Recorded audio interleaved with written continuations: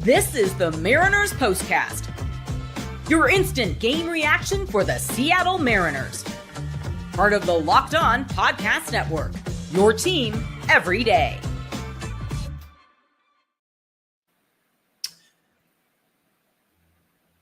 Four back, baby. Four back. Let's keep it going. What a big win for your Seattle Mariners, huh? Christopher and I are back with the POSTCAST. Vibes are high. Mariners win game one out of the first series out of the break. Christopher Crawford has a new camera. What? Life is good. Mariners have won 19 of their last 30 games. That is that'll do. That'll do, Donkey. That'll do. Huge game here from Luis Castillo. Just it's everything you asked for from him. And he has been so consistent all year, especially at home. It's so great to see. Randy and Mitch Garver, clutch home runs, and then the little bit of added offensive firepower there in the eighth innings to kind of give the Mariners a little bit of insurance going into the ninth so they don't have to use Munoz. It's huge. Christopher will be back. He will be back, I promise you. He's having some Wi-Fi issues, but that's okay. I'm Anderson Hurst. That's Christopher Crawford, and he's already back. Look at that. I forgot to plug in my microphone. Oh, we talked about it just as a behind-the-scenes thing. I said, I'll plug it in before we go live. And then I literally looked down. I stared at a USB thing that was blank and said, I'm going to fix this right now. So do I sound beautiful? You sound excellent. And this is your Mariners POSTCAST. We go live right after every single Mariners baseball game. We've been off for the past 4 days, so it's great to see you guys again. I love seeing your comments. Dank Bud, Sushi Dude, Nelson, James, Jolly Badger. Keep throwing those in there. It's awesome to see you guys. Make sure you like the video so more people can see it and hang out with us every single night. We're going to talk about The Rock, how awesome he is. La Piedra, I call him. Vamos. Just a huge start from him. That's exactly what you look for in an ace every single night. 6.2 innings, just about as easy of a going as you possibly can hope for from Luis Castillo. So I'm feeling really good about where he's at right now. Just his overall demeanor is so fun to watch as well. The offense wasn't great for most of the game, but they end up getting to Hector Neris in the eighth inning. And that's always a fun one. We'll get to that in a little bit. But we'll also do our unsung hero and villain. Chris Crawford, first game back. What do you think? Big dub against the Houston Astros. I mean, I love this. I loved it. And I'll be honest with you. For the first 5 innings, this game was a slug. And that is a compliment to both starting pitchers who pitched extremely well. But it also was just not a very exciting game. And then we see a little bit of a blunder. And then we see a ball that is absolutely shellacked. Patent pending. Yeah, absolutely. Yep. You're allowed to do that. You're enough part of the crew that you're allowed to patent. Yeah, I'm allowed to do that. If there is such thing as a must-win game in the year of our Lord 2025, this was it, right? Like on July 18th is what I meant to add there too. If there's such thing as a game that you have to win in the middle of July, you had to win this one. If you think the division is a real thing, you have to win this series, and you probably got to sweep one of these series as well. The other big thing here is evens the series. It evens the series against the Astros. It's 4-4 now. The winner of this series is going to probably have the tiebreaker, and that matters. It absolutely matters because of how close I think this thing is going to go. But I just love, and here's the other thing I love. No, your offense wasn't great today, but you take what you did against the Detroit Tigers and you applied it for the most part, and in particularly in the late innings, to get that win. I am just pleased as punch. Yeah, pleased as punch. I like that. Ooh. Yeah. All right, I'm adding that into the this vernacular that I'm hoping for every single night. But it goes to show that like you can win games in different ways, and I think the calling card of this Mariners team is they can win games in different ways. I think for the previous couple years, they absolutely had to have dominant pitching top to bottom for them to have any sort of chance. That hasn't been the case this year. And they're still in this division race. As we mentioned at the top of the show, they're 4 games back. And like you're still getting good starting pitching performances. Luis Castillo is awesome tonight, but your offense isn't in the place where it has to be absolutely carried, and that's something that I think is huge. I'm not saying this is an upper echelon offense. I know the numbers suggest that it's at least a top 10 offense in MLB. I think there's somewhat of a question as to if that's really the case, right? But they're at least a above average offense, which is all we were asking for going into this year with this pitching staff. And, I almost take more solace and positivity from performances like this tonight, where you get the dominant start, where you feel like, dang, if Luis Castillo was going against the Astros in a playoff game right now, you'd feel confident and hope the offense just has some sort of explosion at some point in the time. And it came in the 8th inning. Yeah, it did. And, it comes after you give up that run, right? And you're starting to feel like, like what's going on here? Because Matt Brash did not look great over these last few appearances, if we're just being honest, but he gets it out of you get out of that jam, and then a terrific offensive effort there. And, we've got to start with the start, because let's do it. Go ahead. Like, I don't think you could overstate how good Luis Castillo was tonight. And I saw the side eye that he gave Dan Wilson when he got Did you see that too? Yeah, I tweeted that out. That was crazy. I saw a little You're doing bit this of now? It was not like really? a sarcastic side eye. It was like, oh, really? Okay, yeah, absolutely. Okay. And, I think that just shows there have been some people who have questioned whether Luis Castillo is a great competitor. Come on. Who? Come on. Oh, I see it, folks. That, unfortunately, as being a Mariner writer, I see a lot of stuff. And here's the thing. It's the similar thing to a Julio Rodriguez thing, where if you make money, you better never make a mistake, right? Because Luis Castillo is easily the highest paid pitcher on the staff. He is the guy who has the highest expectations, right? Well, for the overwhelming majority of his Mariner career, he's gotten the job done and then some. And a lot of people will also point out, hey, he does it at home. He does it at home.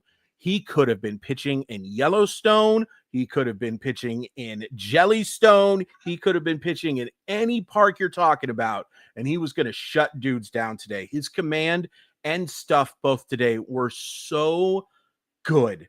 So good. And if you get that version of Castillo, you are going to be, you're going to have a fun time, because you know what you're going to get from Brian Wu at this stage in his career. And I honestly believe George Kirby and Logan Gilbert, they're kind of what they are too. I know we've had some disappointments with Gilbert, like not getting deep into games, but you saw that start against the Tigers, right? And you saw what he did against the Yankees before. Sometimes Luis Castillo has had some oopsie-daisies on the road. Tonight was an example. It's not a question of stuff. It'll never be a question of stuff on Luis Castillo. He was fantastic, and I'm so glad they were able to give him the W he deserved. Yeah, it's crazy, man. It's like I've always been a big Luis Castillo defender. I think me too. Through last year, I was still like kind of he's going to be the guy coming into this year. Mm-hmm. Now, I'm not saying he's the best pitcher on this team by any stretch of the imagination. No, he's not anymore. But that's not a bad thing. Like it's having him as your third or fourth starter is completely fine. It's crazy how good it is. Yeah. To have. Yeah. And what I was just going to say is that's part of what comes down to the money thing too, right? Is that you say, well, why are you paying your fourth starter so much money, right? I love that, by the way. He's lucky. He dominates environments. But the fact of the matter is that number one, nobody's arguing this right now, but I'll just point it out. Luis Castillo's contract is more than reasonable, right? Absolutely. Like Luis Castillo, if he hit the market last year, would have been looking at probably $330, something along those lines. And you're paying him considerably less than that. But it was just so good. And here's the other thing I want to point out, and a bunch of people have pointed out who's starting tomorrow. You had to win this game because of who's starting tomorrow for the Seattle Mariners. Had to. Because will I be shocked if Logan Evans pitches well? No, I won't, because Logan Evans has shown the ability to pitch well. Will I be shocked if the Mariners offense needs to carry Logan Evans tomorrow? Not even a little bit. I mean, he just doesn't have great swing and miss stuff against a lineup that doesn't swing and miss all that much. Like they put the ball in play. So You had to get this one, and La Piedra showed up and then some tonight. I loved seeing it. Yeah, and it's like just the aura he brings on the mound. I know No that's kind doubt. of a phrase kids use nowadays. It's just the aura. But no, it's true with La Piedra. It's like he brings it every single time. Sure. Let's talk about the offense in a second. I want to get to our sponsors for the day really quick. Okay. But in the comments, are you feeling confident going into tomorrow with Logan Evans? Are you feeling confident that the Mariners can come out with a dub and get the series win, hopefully the sweep on Sunday? What was your biggest part of tonight's win that you think carried the team to victory? Was it Luis Castillo's start? Was it the offensive explosion in the 8th inning? Let us know what you guys think. But first, Chris Crawford, I want to talk to you about some FanDuel. Does that sound good? Sounds wonderful.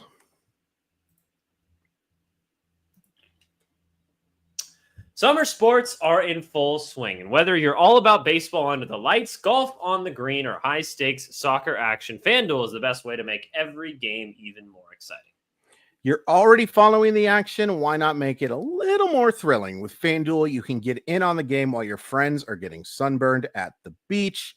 The best part about FanDuel is that a lot of times you make a bet and you have to go wait, or you have to go drive to somewhere to go pick it up, or, something. Not your money's just right then, there, and then. And hey, if you're feeling hot, you're feeling lucky, double it down, place it on something else. Or if you just want that money to come back to you, it'll come back real quick. FanDuel makes it super easy. Yep. And if you're new to FanDuel, new customers can bet just $5 and get $150 in bonus bets if your first bet wins. Open the FanDuel app today or visit FanDuel.com to get started. Okay, let's talk about the offense. I think mostly positive today. There was a couple hiccups here and there, a couple moments where you can ask for a little bit more. But I think overall, when you score 6 runs against a decent Astros team, you're going to be feeling pretty good about the performance you put in today. But before we get into the nitty gritty, what's your overall thoughts about this offensive performance from the Seattle Mariners today?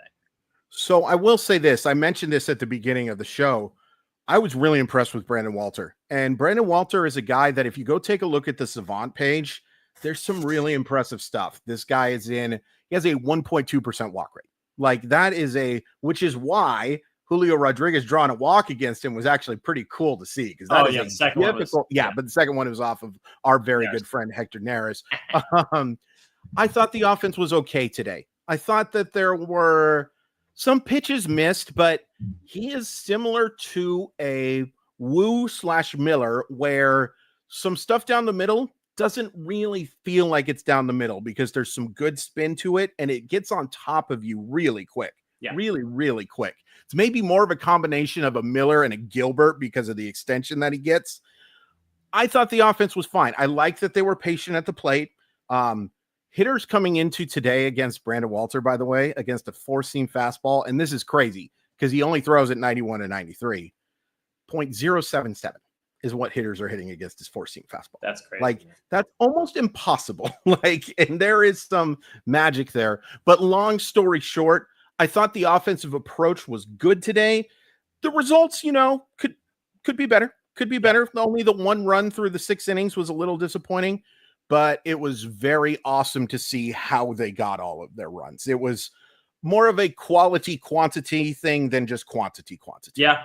I like that. It wasn't just a volume, like multiple good at bats. It was in the biggest moments that you absolutely needed it. We'll talk about what happened right before the home run, but let's talk about Randy Arozarena. That 1 run that you mentioned through 6 innings.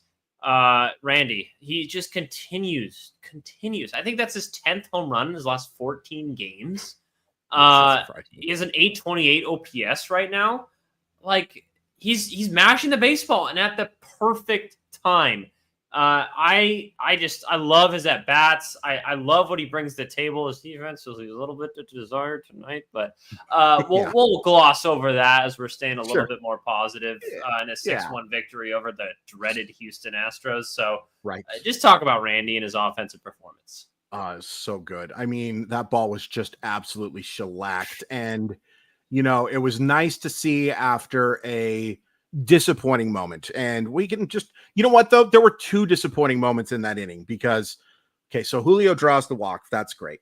Good He walk. gets caught stealing-ish a ball that Double is play. Double play, but in a weird way caught stealing. He's a victim of being too fast that he gets to second base too quickly and then just loses track of where the baseball is, right? Just loses track. What's lost in that is that Cal Raleigh got a pitch to hit. Yeah, he did. You're right. And so what should have been happening there was probably runners on first and third. And I call that more unlucky than a toot bland. We will probably toot bland it in our heads a little bit because we've seen toot blands from Julio Rodriguez. Yeah. And for those of you unfamiliar with the term toot bland, it's thrown out on the bases like a nincompoop. It's one of my absolute favorite phrases that we've come up with. But it was more of a collective thing than a huge mistake from Julio Rodriguez, in my personal opinion. But there was also a pitch that should have been shellacked. So it was wonderful to see Randy Arozarena say, never mind, I'll do it myself. And he just absolutely clobbered that baseball. And not to toot my own horn a little bit, I have talked about how Randy Arozarena goes through these stretches and that you just got to be patient. You got to be patient because this will happen. Now, I didn't think 10 homers in 14 games because that's just unrealistic, right? That is got to adjust the sliders on MLB The Show, unrealistic, right? But it's just an example of like this guy's raw power is never going to be questioned, ever. The production level, he's never reached 30 homers before. I don't believe he's ever reached 25 homers. He's going to reach 25 homers now. He better reach 25 homers now because otherwise, God forbid, an injury or he just stinks over the next 2 months, right? Yeah. So I don't see that happening, though. What you're seeing at the plate right now, even if he doesn't have the absolute power that he has right now. Yeah. And, you know, it's just so big to get that homer there and give La Piedra the chance to get the win, right? Because this guy has so many no decisions that have been such bad luck. And it's an example of why the win-loss stat is bad. Yeah. But I was just so happy that they gave La Piedra that chance for a win. The other offensive guys that I think we got to talk about, Mitch Garver. Yeah, man. That's a clutch home run. Huge homer. Home run. Huge homer. And absolutely destroyed as well. He just looks so much more confident swinging the baseball bat lately. Like he's not just going up there looking for contact. He's going to drive or looking to drive the baseball. There are still at bats that infuriate me. He's not the same offensive player that he was a couple of years ago. But if you're getting this as your platoon DH, that is huge. If he can be just a solid DH version for left-handed and then give Big Dumper those spells, right? You have a valuable player. And it's worth pointing out that some people were bringing it up in the comments here. He's been really good in July over his career. And this looks like that version of Garver. I was just so happy to see that lead go up to 2-0 because I felt like the way that Castillo was pitching and knowing who the bullpen other arms were going to be in that game, they weren't going to score 2 runs. And it's interesting. It's interesting because they started with Walter, Houston did, and the Mariners obviously put out a lot of their lefty mashers. So right. Dylan Moore, Donovan Solano, Mitch Garver are the 3 that come to mind for me versus their righty platoon players. And then in their first bullpen, decision, they go to Souza, who's also a lefty. So it's almost say, hey, we'd rather do the lefty-righty thing than try and get any of your left-handed hitters in this lineup. So Mitch Garver's like, all right, I see your left-handed pitcher. I raise you 1 home run. And I will tell you this, if this game would have ended up being a 1-0 win or heaven forbid a loss, I was going to bring that up, is that people don't fear that platoon at all. They just don't. Dylan Moore sucks. I'm sorry. I'm going to say it really quick. He is a terrible baseball player. I'm going to keep saying it until something happens. Donovan Solano's okay. Yeah. Mitch Garver's looked a lot better. Dylan Moore sucks. I cannot stand watching his at-bats right now. It's not going well. It's not going well. And I thought that this might be a day where maybe we can see the get right. And I know he homered in Saturday's game against the Tigers. Maybe it was Friday's game. One of those two. They threw anything but a fastball to him. That's what happens. Well, and that's the thing, man, is just like he's so late on everything, and it's bad. It's bad. It's bad enough that you might have to make a roster decision in the coming weeks. So I was not impressed with Dylan Moore's game. I was not impressed with Donovan Solano's game. Can I get my unsung hero? Yeah, let's do it. Unsung hero. Go ahead. It's Ben Williamson. That defensive play that he made at third base today, it ended up being huge, except for the fact that he ended up scoring 4 more runs, right? But that was a fantastic play that cut down a double. His defense at third right now is among the very, very best in baseball. In fact, if you take a look by defensive runs saved, he is way up there. And let's not forget that Ben Williamson didn't begin the year in Seattle. Nope. Ben Williamson didn't come close to beginning the year in Seattle. So the fact that he has provided this type of defensive value, yeah, the offense stinks. And I'll tell you right now, we had a message in our sucked. Well, except for, I will say, I got it at the time, right? Like going for one more run, it ended up not mattering too much. But I'll tell you what was funny in our text message is that our good friend Nathan Bishop said that's the highest exit velocity that he's had in quite a while, which is bullcrap. Exit velocity has actually been fine for Ben Williamson, but I did laugh quite a bit. It was a funny comment. He's a very good defensive player. And if you had a more complete offensive lineup, you could justify him being the starter easily. Yeah. You just barely can justify it right now. Just barely, because the defense has been spectacular. Spectacular. All right. Chris Crawford goes on brand with the Ben Williamson unsung hero. We need to, I don't know. It's too late. Are we going to retire Ben Williamson at some point? No, but it's more just like we need to have a counter. You can only do it a certain amount of times. Sure. And so we'll do that eventually. Maybe next year we come back for the Locked On Mariners postcast here. We are the Locked On Mariners postcast. We go live right after every single Mariner baseball game. Happy to have you guys come hang out with us. We have 277 viewers right now. That is awesome. Tell your friends, like the video, subscribe if you haven't already. Please do so. It helps us a ton. We love hanging out with this awesome community. With the Williamson thing, it's just weird because it's probably I'm not saying it's the position you need the most upgrade in, but it's probably the easiest position to upgrade. If you know what I mean, right? Because there's a lot of third basemen that could be available that would, at least offensively, really help this team and get it a little bit longer in terms of the lineup. So I'm with you. I think if he's your 8th or 9th best hitter, we'll sign up for that every single time. But right, I mean, he probably still is, but it's not to the level that you expect for the offense. Unsung hero for me. That's gosh. Totally let's see. JP Crawford. I'm going to go JP Crawford. That at bat in the 8th inning to kind of blow it open a little bit with Cole Young on second base. That's just vintage JP Crawford right there. Yep. And I think that is kind of the thing that set the 8th inning in motion a little bit. Just he has 2 strikes on him, goes the other way. It's just everything we've known and loved from JP Crawford. And I've said this multiple times. It seems like he's putting together what's made him good up until 2023 and that 2023 breakout season all in one season, right? So what made him good in 2023 was that he was hitting for power. And I think he was selling out for that power just a little too much, but it ended up working out for him. He ran into a little bit more. But then last year in 2024, he went for that way too much. He struggled. He had some injuries, obviously, as well. And he kind of reverted back a little bit to like a perfect combination of a guy that can run into a couple if you absolutely need him to, still has some slug in him. But when it gets to 2 strikes, he absolutely has one of the best approaches in baseball. I still can't believe he has a higher batting average with 2 strikes than he does without 2 strikes, which is insane. If you really look into the stats and realize that, like, hey, when you have 2 strikes, the strikeout is a possibility, and you still have a higher batting average than when you don't have 2 strikes, that's crazy to me. That shows how good of an approach he has. And that like that single going the other way, or I think it was a double actually. Single. I don't know It if they was gave him a single. but Yeah, he got to second base, but but that at bat was so perfect, and I think it was a huge moment in the game for the Mariners. It was.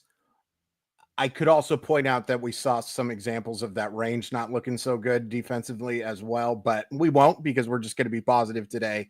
The only one thing I wanted to mention before we get out of here, Cal Raleigh's at bat in the 8th inning. And actually, Julio's at bat before that was fantastic as well. And it's so great to see how many walks he's drawing lately. The power obviously is huge too, but he's clearly recognizing pitches right now. And that is so great to see. By the way, please check out my interview with Justin Hollander. Anders gave me a fantastic question to ask, by the way, and I really appreciate that. But I thought that interview went really well. iHeartRadio, just go and look for that podcast on Thursday. On the Ian Furness show is where you're the Ian Furness show. Yep. Maybe I'll put a link in the description when we're done here. That's great. I think that sounds good. That was a terrific at bat, and then Cal Raleigh, who was not having a very good offensive day. Let's just be honest here. It was not a great day. It was great to see him, by the way, get the ovation that he deserved for doing what he did. But then in the 9th inning, or excuse me, the bottom of the 8th inning, he gets a pitch right down the middle of the plate, and we both thought it was gone, right? Yeah. He just clobbered the thing, but it went foul, and you think, crap, this at-bat is done for. And then he does such a good job, such a great piece of hitting to drive that ball into right field and to score the run on a dot. That was a great pitch. By the way, it's a great pitch. Great pitch. You missed the hittable pitch, and he showed that I am not just a guy who rips homers. I am not just a grip it and rip it dude.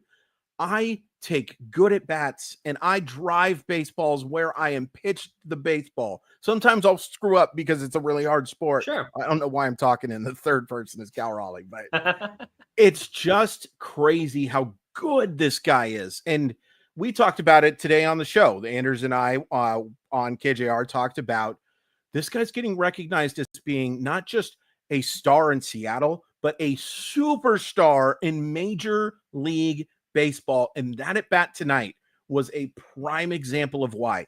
Because if he had a 38 homers and was hitting 210 with a 530 slugging percentage, nobody'd give a crap. I mean, they'd care, right? You know, they'd say, "Ooh, look at this guy, the big ripper." But the fact that he's hitting for average, the fact he's getting on at such an elite clip, and the fact that he's got 38 homers, it's pretty special, man. And I just hope everyone's really, I don't doubt that anyone watching this show isn't appreciating Cal Raleigh, but boy, oh boy, just like take mental pictures of this, because this is a special baseball player having a special season. Yep, definitely enjoy it. He doesn't get a home run today. It feels like he could have multiple times, but still drives in a huge run with that double. It's so great to see, you know, he's still continuing to mash the baseball. He just looks locked in every time he's up at the plate. Same with Julio as well. I've talked about this multiple times. When he's walking, that's such a positive sign for me because it means he's not trying to do too much. He's recognizing the slider away, and then he's on time for the fastball, which is big. So hopefully that continues. Mariners win 6-1 against the Houston Astros. They climb to within 4 of the dreaded trash cans. If they win 2 more, oh man, we're talking about a AL West race for the ages coming down the stretch. We still could be at this point. Tomorrow, Logan Evans against Lance McCullers. Mariners have struggled a little bit against Lance McCullers, but Lance McCullers has been really bad this year. So hopefully those two things kind of even itself out. Let's get another dub. Let's go win the series, get the chance for the sweep on Sunday. We'll talk to you guys then. Any last words, Christopher Crawford?